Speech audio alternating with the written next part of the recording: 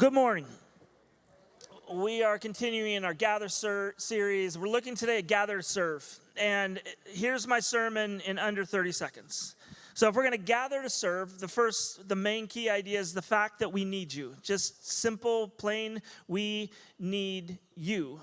And I need you to understand that you are unique, you are not broken, and your beauty is needed. So at this point, you can choose to continue, carry along. You basically got the whole sermon, or listen up. So when I say we need you, it's this deep understanding that we really need you. Not just your attendance, not seats, not people filling up the seats, not people that have walked in the door and they come here for an hour or so and then they leave. We need you, like your soul, your uniqueness, your beauty, everything that makes you, we need that. You see, there's something that happens when you come and when you serve together. There's not much that happens when you come and you gather and you sit next to somebody. But when you serve with another person, you get to know who they are. One of my favorite things, as I've shared before, is taking people to Malawi. Taking 60 people, having them travel together for 48 hours, take them to a foreign country filled with beautiful people, drop them off in that land, and then watch them serve and kind of figure out who they are throughout that entire experience. You see, what happens is they leave as 60 people from the grove and they come back as this separate, small tribe where they've experienced life together. There's just this understanding that when somebody asks how was the trip, you just have to say, fine, because I can't take you to that place. Those experiences transcend your understanding. In the same breath, those things can also be found on a Sunday morning, on a Wednesday night, on a Tuesday evening, on a Wednesday morning, when we come and we gather and we serve together here. You see, serving changes you. One of the comments that I have heard a lot and that I have said myself is, we just haven't connected. And so we're going to move on. Like we tried to connect with people, but it just didn't work. You'll hear that when somebody leaves a church. Why did you leave? Well, we just couldn't find a connection. When somebody leaves a job, when they leave a book club, when they leave a whatever, it's generally because the connection never happened. So I'm pulling myself away from that. When I first got married, I went to Salem Alliance Church. My grandfather started it. His name was Paul in the 1950s. My dad worked there. His name was Paul. And so when my wife and I got married, we're like, we should go to Salem Alliance Church because my name is Paul, and I think I'm required. I'm not sure. So I could walk around and people would say, hey, Paul, and I'd be like, hi. And I would come and we'd go on Sundays. We'd join the young marrieds group. We went on the retreats. We did everything we could to connect, but the connection never happened. So we talked and we were like, we've tried everything. So we decided to go to this church near us, Newburgh Free Methodist Church. I didn't know what the Free Methodists were, but it sounded cheaper. And I was into that version of church at the time. So we attend the Newburgh Free Methodist Church, and it was nice, but as soon as it was over, this guy named Bob, he almost beat us home. He brought us this loaf of bread, and he said, I'm so glad that you are here. We'd love to have you serving with us. I thought it was kind of cool. So I cut the bread, I ate some of it, I spit it out because it was horrific. But I always remember Bob bringing that bread to us. And I always remember him saying, I hope you can serve with us. And so over the next couple weeks, it wasn't welcome. It was, how can we get you plugged in? So they do as they do at all churches in America, and they walk you down the children's hallway and say, you can serve in any one of these rooms. And as a 25-year-old, 24-year-old young married male, I said, I don't want to touch any of them. I don't want to see them. I don't want to be near those things. Keep them away from me. And then because I was in the music industry, they put me in the sound booth, and I realized I actually hate that stuff. Apologies. I just love the behind-the-scenes things. And then the next week, there was a group of high schoolers hanging out in the lobby, and so I kind of just walked up to them, and I started talking to them. We're just hanging out. And youth pastors are like magnets. As soon as they see somebody talking to their students, they're like, you need to come and join us every single Wednesday at 7 o'clock. Get here at 6:47 for the prayer before. And I thought, you know what? I'll go. And so we started serving, my wife and I, in our high school ministry. And all of a sudden, church completely changed for me. Like, I couldn't wait to show up on Wednesdays and Sundays. I loved being with the students, but I also loved being with the leaders. You see, all of a sudden, I found my tribe. I found my sweet spot. I could walk into a room, and it was just this experience with the students that I just got it. We all have these sweet spots. We all have these places that I think God uniquely designed us and brought us, and this uniqueness that comes with that. When I interviewed for the job here at the Grove, they brought me into a room with adults, and I talked to them, and I told them why they should hire me.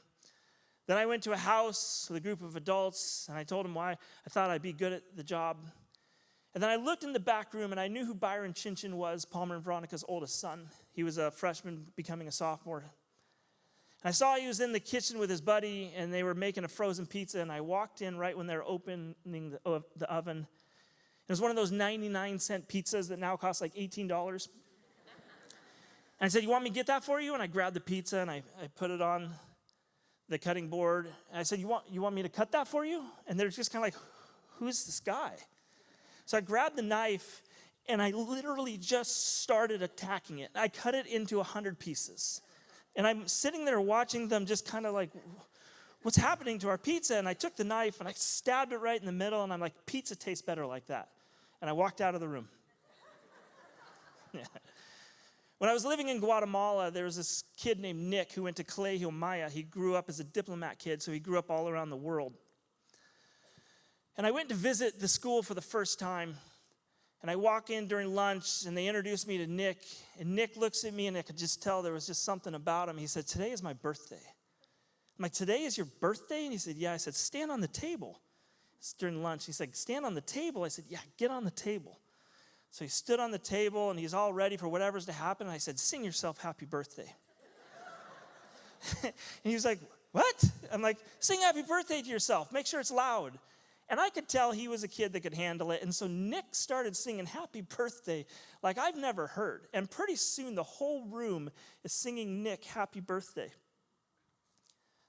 It was a moment as I walked away, and he just kind of had this smile. He brought that up over the years. You remember that time when you made me sing happy birthday?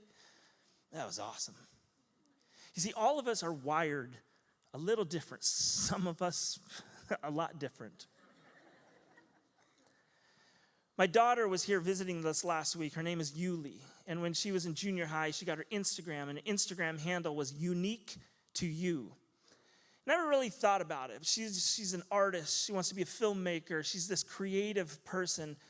And I thought about this week how cool it is that very early on she embraced that uniqueness of who she is. You see, every single person in this room is unique. A lot of us are afraid to step into that uniqueness. It says in Galatians chapter 5, verse 26, it says, we will not compare ourselves with each other as if one of us were better and another worse. We have far more interesting things to do with our lives. Each of us is an original.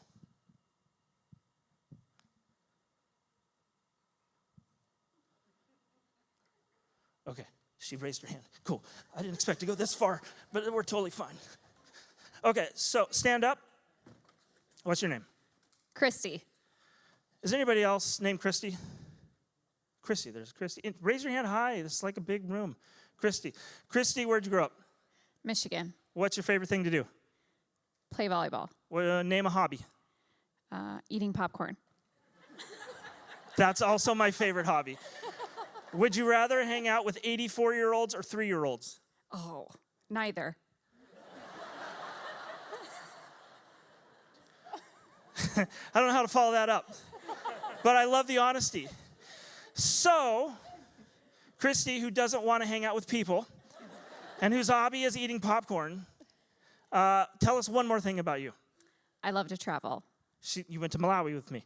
I'm going to try this. So now, Christy loves to travel, loves popcorn, which means you probably like movies. Do you like movies? Okay, movies. Uniquely made. How many Christies were in the room? Raise your hand. Stan, come on, raise your hand. I'm not going to call, I already embarrassed one person. There's no other? There's only two? Everyone settle down. So there's a few of them. There's some Christas, there's some Christies, there's some Christines. How about any derivative of the name? So I can find a couple, but I can't find that specific one. And so we have to embrace this idea and truth that all of us are unique. There's this passage in Psalms that I've read over and over in my life, specifically when I felt kind of defeated. God is speaking and says, you formed my innermost being. You shaped my delicate inside and my intricate outside, and you wove them all together in my mother's womb. I thank you, God, for making me so mysteriously complex. Everything you do is marvelously breathtaking. It simply amazes me to think about how thoroughly you know me, Lord. You even formed every bone in my body when you created me in the secret place. Carefully, skillfully, you shaped me from nothing to something. You saw who you created me to be before I became me. Before I'd ever seen the light of day, the number of days you planned for me were already recorded in your book. Take Jesus out of the equation. Take your faith out of the equation. Take God out of the equation. So now it's just you, life, and earth. And you could say that you are just a combination of biology that's slammed together. Do we have hydrogens and protons and are those things in us? Tell me one other thing. We have water. What else makes us us? What? Electrons. Stuff. We have all kinds of scientific stuff, biological stuff that makes us us. We are created. We are born. We live. We die. And then we become dirt. I just can't buy into the fact that there's a spiritual side of that as well. I also can't buy into the fact that my uniqueness wasn't divinely created and inspired. So you could live in that place where you just say, I'm just a biological collection that's just here for a number of years. Or you could understand that God divinely made you uniquely you. The question is why? Like, why do we have to live with some of the things that make us us? Why were we designed in certain ways? Why do we process certain things? But if you pause and stop and think about the uniqueness of who you are, I think that uniqueness is what God has inspired and ingrained in you to do something global, do something life-changing, do something that changes the lives of the smallest and the old people. But do something. That passage in Psalm 139, it says, you saw who you created me to be before I became me. You even formed every bone in my body. Carefully, skillfully, you shaped me from nothing to something. You see, think about who you are, your gifts, your uniqueness, everything that makes you you. When you pause and when you think about it, you have to realize that that is for some larger purpose. We can see in Scripture that it says that your uniqueness is to bring God glory. But if you understand the word glory, because that's not a word that I would think that we normally use in our sentences, but the word glory was this word kavod, which meant this heaviness, this presence, There's just something in this moment that I can't explain. They would say God's glory was there. Have you ever been with someone where you're just like, man, there is just something with them? You see, you are unique. You're God's glory. You're telling people his story. You're bringing people his hope. It's just not a moment or a day. It's a life-changing experience in your uniqueness. The problem is when I say to you, you are unique, you have to say that back. I am unique. And when you say that statement, that's where the problem starts. You see, because when we begin to embrace our uniqueness, what happens is we now step into our insecurities. Because uniqueness breeds negativity, misunderstanding, embarrassment. It's just how I'm wired. I don't know. I can't really explain it. I guess I'm just unique. You see, what happens then is we tell ourselves, I can't do this because in my uniqueness, I'm broken. I need you to know the truth of wherever you are, wherever you sit, whatever your journey is, whatever your pain is, whatever your uniqueness, you are not broken. You see, for me, when I came here to the Grove, for years and years, I struggled with that statement. I didn't become a pastor early in life. I became a pastor way late in life. And when I'd sit in our pastor meetings, I would sit there, and oftentimes I wouldn't have any idea what we were talking about. Somebody would bring up dispensationalism, and I just knew that had more than 2 or 3 syllables, and so I'm out. I didn't have the theological training that the rest of the pastors had, and so I felt insecure. I didn't have that knowledge, and I started to think, why didn't I go and get my master's? Why didn't I get my master's of divinity? Why didn't I keep studying? Why didn't I listen more in school? Why didn't I become a pastor like 15 years ago? Why did I wait till now? And I felt broken. I felt like I shouldn't be in the room. And then one day, it dawned on me. My uniqueness, my brokenness, I am uniquely designed to do everything that I do here at the Grove. I spent years building houses. I was on tour with bands for years. I owned businesses. I made lots of money. I lost even a lot more than that. A lot of experience in the real world. And on a weekly basis, every now and then I'm out building something, or I'm helping us create something, or I'm helping us start something, or I'm taking people around the world. I don't have a job description, at least I don't think I do. I don't have a job description that says, here's the exact lane you need to stay in. My unique job description is all over the place. You take ADHD, multiply it by 8, put it on a piece of paper, and say, go do that. And you know what? I'm really good at it. I'm not broken. My experiences from my previous careers, my life, has brought me to this place where God is using me in a pretty cool way. But as we begin to step into our uniqueness and into God's glory and to his calling, the voices, as I said, spread negativity. They tell you you probably shouldn't be here. They tell you that you wasted your time. And that's hard because you do feel broken. I said to my wife this week, we were talking, I said, I'll be honest with you, I feel broken. And my translation of what she said was, good. Because in your brokenness is where God lifts you up.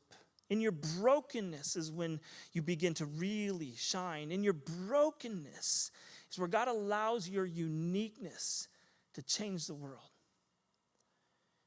You see, we forget or we struggle with that broken word. We fail to represent or to remember that we have a God who's walking with us and divinely saying, your uniqueness is one of the most beautiful things I've ever seen. That passage in Psalm 139, you saw who you created me to be before I became me. You even formed every bone in my body. Carefully, skillfully, you shaped me from nothing to something. Lauren Daigle has a song, and it says this. It says, I keep fighting voices in my mind that say I'm not enough. Every single lie that tells me I will never measure up. You say I am loved when I can't feel a thing. You say I am strong when I think I am weak. And you say I am held when I am falling short. And when I don't belong, you say I am yours and I believe. You see, you are unique. You are not broken. But more importantly, your beauty is needed here at the Grove today, this week, in these moments. The beauty that you possessed is real. You see, when we step into a relationship with God, it says that we were given spiritual gifts. It talks about in 1 Peter, it says this. It says, God has given each of you a gift from his great variety of spiritual gifts. Use them to serve one another. Do you have the gift of speaking? Then speak as though God himself were speaking through you. Do you have the gift of helping others? Do it with all the strength and energy that God supplies. Then everything you do will bring glory to God through Jesus Christ. You see, you are beautiful, and because of that, he gives you these lists of gifts. And this is just the tip of the iceberg. If you read through Scripture, all of us have this gift of apostleship, prophecy, teaching, evangelism, exhortation, discernment, tongues. But then the gift of helps, leadership, administration, helps, mercy, faith, healing, miracles. And it could go on and on.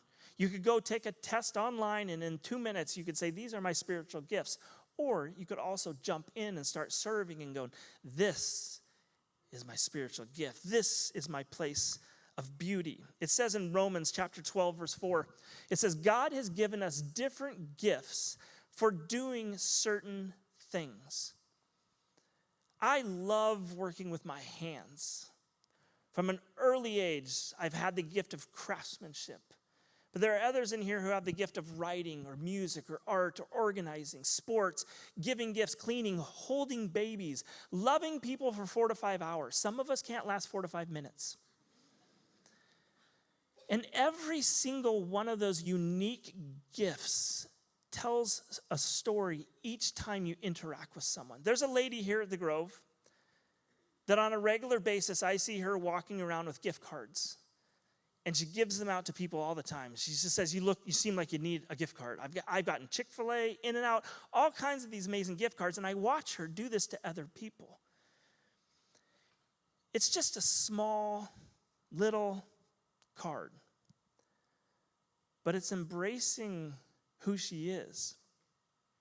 You see, if all of us embraced that beauty of how God wired you, think of how different this would be. I've had some of you come and do construction over there when I'm just asking a passing conversation of how do we do this, and I come the next week and it's already done because you came by and did it. Thank you. There are others that have come through and we ask a question, we'll come and sit and have a cup of coffee with somebody. There's all of these different gifts, and when you say, well, I just don't know what mine is, anything that you love, God created for you to use. You see, we gather to serve, not to be served. And in the beautiful version of who you are, when you understand that you are carefully and skillfully brought together, when God sat and dreamed about what you would do with your life, when he dreamed about your uniqueness, it wasn't for you just to be. It was for you to do. You see, on the Grove today, there's all kinds of little kids over there. I still don't want to go help. I'll be honest with you. No desire. There's a bunch of high school kids and junior hires and 5th and 6th graders. There's people hanging out in the coffee shop. There's all of you. There's people that welcomed you and greeted you. They stand over there by that door all the time, husband and wife serving, just being strong. people are afraid to walk over there because their spiritual gift is what? But when you use your uniqueness, your giftedness, man, it's such a joy to go through life together. A passage in John 10:10. I've used it every time I've ever preached in my entire life. Jesus is speaking. He says, I came so that they can have real and eternal life, more and better life than they ever dreamed of. See, you could step into your uniqueness, but you can also step into this idea that God is wanting you to do so much more than you can understand. When I saw Byron, and I went and destroyed his pizza, I wanted him to remember who I was. I think I did a pretty good job. But the reason is because I understand what it's like to be the oldest son born to a father who is the oldest son born to a grandfather who both went out and were great missionaries and great leaders and great pastors. And I understood the burden, the heaviness of what that is like. And I hadn't even spoke to Byron. But I knew in my soul what he was walking into. And so when I just absolutely blew up his pizza, it was so that we had a moment.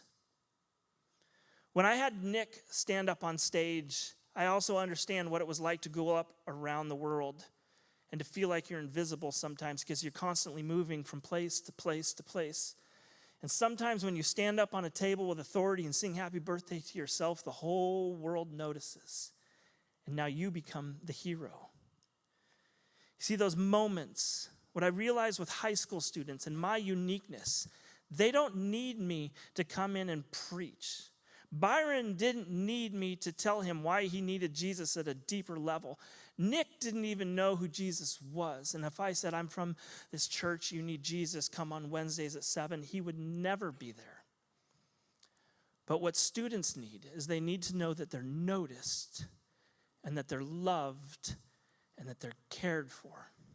And in both of those situations, for years, those guys came back to me and talked about that moment. That's nothing to do with me. It's everything to do with embracing how God wired me to read those type of kids. I've realized that my giftedness as well has become my passion. And my passion is bringing people into places where they find their moment.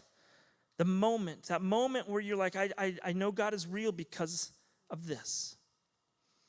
My great joy is bringing people overseas so they can stand in the middle of a field in Malawi and be broken and go, yeah, I get it. I brought Dylan there last year and he's standing on the field and he kept asking me, why do we go? What do we do? What is this about? Why does the Grove serve? Why do they go to these places? Why is this so important? I just kept saying, you just have to experience it. And I remember he looked at me one day as he's getting ready to stand on stage with Josh, and he just looked and he says, I get it. I understand why you serve at the Grove. I understand why people do this. I understand why people continually to go deeper into this relationship of serving and following Jesus. I get it. There was a kid named Tyler 12, 13, 14 years ago in my youth group here. He always stood kind of in the back. I could always tell that he kind of just had this burden of life that he carried with him.